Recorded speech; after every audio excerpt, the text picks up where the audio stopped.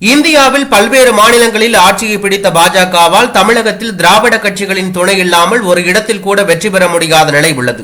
இதனையடுத்து தென் மாநிலத்தின் மீது பார்வையை திருப்பிய பாஜக தேசிய மேலிடம் அடுத்தடுத்து பல்வேறு நடவடிக்கைகளை மேற்கொண்டு உள்ளது.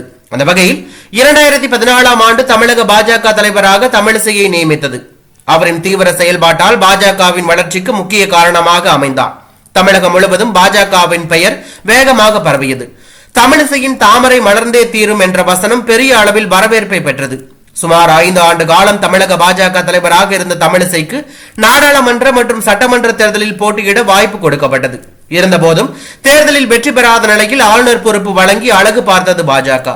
தெலுங்கானா மற்றும் புதுச்சேரி மாநில ஆளுநராக இருந்த தமிழிசை அரசியல் ஆர்வம் காரணமாக மீண்டும் அரசியல் களத்தில் இறங்கினார்.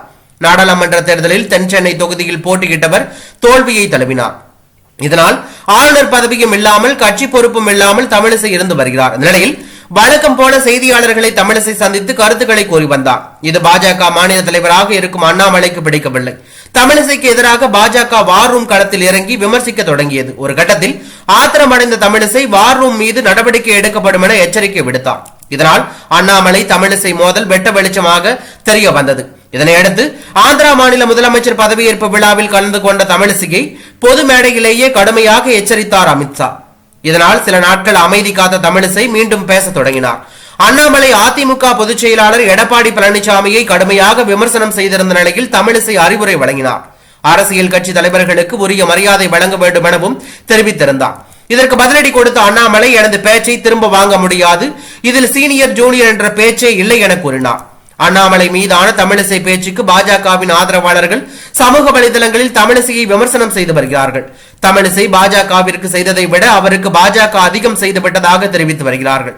எனவே தமிழிசை அரசியலிலிருந்து ஒதுங்கி இருக்க வேண்டும் என கேட்டுக் கொண்டிருக்கிறார்கள். இந்நிலையில் தமிழிசை திடீரென தனது சமூக வலைதள பக்கத்தில் தன் நெஞ்சறிவது பொய் அறிந்த பின் தன் நெஞ்சே தன்னை சுடும் என்ற திருக்குறள் ஒன்றை பதிவு செய்துள்ளார். அதன் விளக்கமானது, மனசாட்சிக்கு எதிராக பொய் சொல்லக்கூடாது, அப்படி சொன்னால் சொன்னவரின் மனமே அவரை தண்டிக்கும் என பதிவு செய்துள்ளார். இந்த பதிவு யாரை குறித்து தமிழிசை வெளியிட்டார் என நெட்டிசன்கள் கேள்வி எழுப்பி வருகிறார்கள். அதில் பெரும்பாலும் அண்ணாமலையை குறிவைத்து பதிவு செய்து வருவதாக தகவல் வெளியாகி தற்போது அரசியல் வட்டாரத்தில் பெரும் பரபரப்பை ஏற்படுத்தி உள்ளது.